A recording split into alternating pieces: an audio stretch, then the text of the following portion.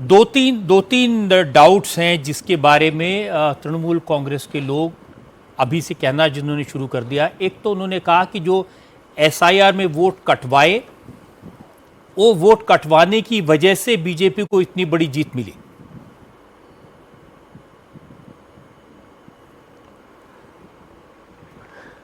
रजत जी, हमारे बिहार में एक कहावत है, उसका कोई अंग्रेजी शब्द नहीं है, थेथरलॉजी। आप समझ गए मैं क्या कहना चाह रहा हूं? समझ गए आप? ये एसआईआर बिहार में हुआ कि नहीं हुआ? कितने वोट कटे? राजीव गांधी घूमने गए थे कि नहीं गए थे? ये एसआईआर तमिलनाडु में हुआ कि नहीं हुआ? ये एसआईआर मध्य प्रदेश में, दिल्ली में हुआ कि नहीं हुआ? यूपी में हुआ कि नहीं हुआ? तो वहां तक केरला में हुआ कि नहीं हुआ? तो वहां तो कोई समस्या नहीं है। ये समस्या सिर्फ बंगाल में ही क्यों है, और इसको समस्या बताने की कोशिश क्यों की गई? सुप्रीम बंगाल कोर्ट ने में बार बार जितना सहूलियत देनी थी दिया। बंगाल में रविशंकर जी, उनका कहना है कि वहां पर जो मुस्लिम वोटर है मेजॉरिटी में, वो ममता बनर्जी का सपोर्ट करते हैं। ये बात सब जानते हैं, बीजेपी भी जानती है।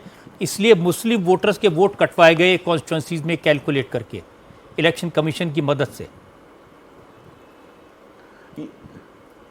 ये उनका आरोप है ना। जो एब्सेंटी वोटर थे, जो वोटर रहते नहीं हैं, जो मर गए, वो कानून के अनुसार वोटर रजत जी नहीं बन सकते। आप भी जानते हैं। मैं आपको इसका काउंटर क्यों नहीं दूं कि उनके वोटों से छपवा कर ममता जी की जीत होती थी। ये लेफ्ट भी करते थे, वो ये भी करती है।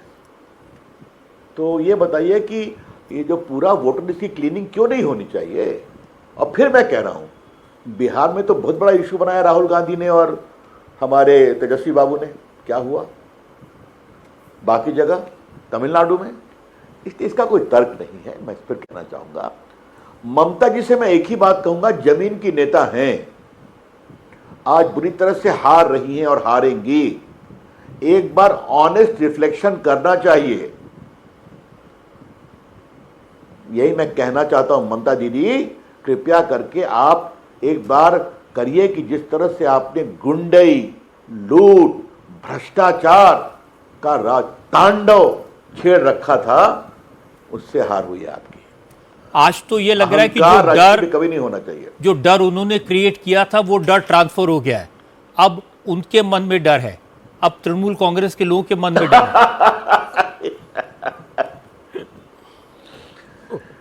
देखिए रजत बाबू, जिन्होंने अत्याचार किया उनको तो जवाब तो देना पड़ेगा। नाउ इट इज अ पे बैक टाइम, व्हाई नॉट?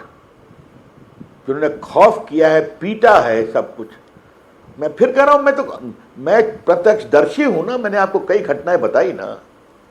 क्यों नहीं जवाब होना चाहिए?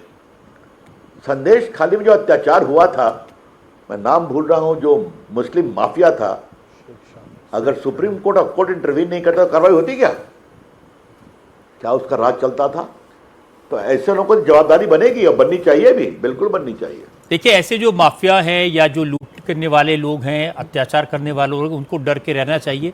लेकिन क्या पश्चिम बंगाल में रहने वाले हर मुसलमान को डर के जीना पड़ेगा? इसका कोई आधार नहीं है। अच्छा क्या रजत बाबू, आपने एक सवाल किया। मैं आपके इस सवाल का जवाब दूंगा अपने एक ऑब्जर्वेशन से, जो मैंने आपकी अदालत में दिया था जब सीए आया था। वहां सिर्फ मुस्लिम लोगों को आपने बुलाया था। मैं उस समय केंद्रीय मंत्री था, और मैं उसको दोहराना चाहता हूं। नरेंद्र मोदी आएंगे तो मुसलमानों का साथ अत्याचार करेंगे, अन्याय करेंगे। क्या ऐसा हुआ क्या कि अगर गैस की सुविधा दी गई तो मुस्लिम गांव को नहीं दी गई? अगर हर गांव में बिजली आएगी तो मुस्लिम गांव में नहीं आएगी? अगर प्रधानमंत्री ग्रामीण सड़क बनेगी तो मुस्लिम गांवों को बाईपास करेगी या नेशनल हाईवे बाईपास करेगा? जबकि लालू जी, अखिलेश जी करते हैं। क्षमा करिए आप, मैं जानता हूं बिहार में, यहां मत करो, यहां हमको वोट नहीं मिला है। क्योंकि नरेंद्र मोदी जी की सरकार ईमानदारी से महसूस करती है कि सबका साथ सबका विकास करना है, तो ये हमारी ड्यूटी है। वोट दिया या न दिया, ये हमारा संवैधानिक दायित्व है। वही यहां भी होगा।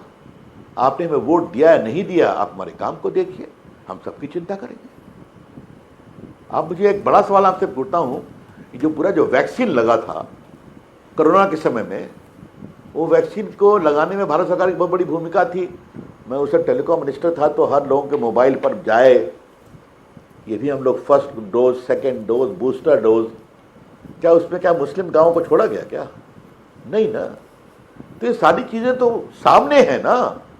तो वही प्रशासन का विभेद रहित जो मानक है वो बंगाल में भी चलेगा।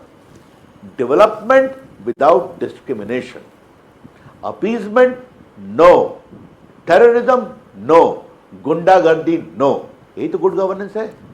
देखिए, पहले जब सीपीएम की सरकार थी तो उनकी गुंडागर्दी थी, फिर तृणमूल की सरकार आई तो उनकी गुंडागर्दी हो गई। अब इस बात की क्या गारंटी है कि जब बीजेपी की सरकार बनेगी तो वो उसी रास्ते पर नहीं चली जाएगी?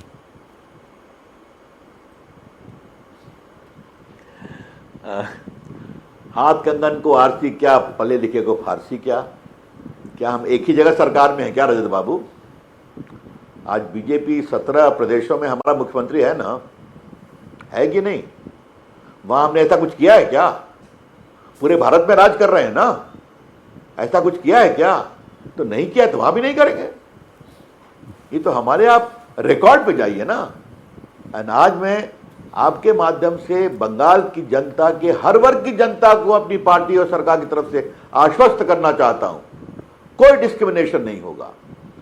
सबको एक आंख से विकास के मानक पे देखा जाएगा, लेकिन हां, भ्रष्टाचार नहीं, अत्याचार नहीं, गुंडागर्दी नहीं, तुष्टीकरण नहीं, ये साफ होगा। जी।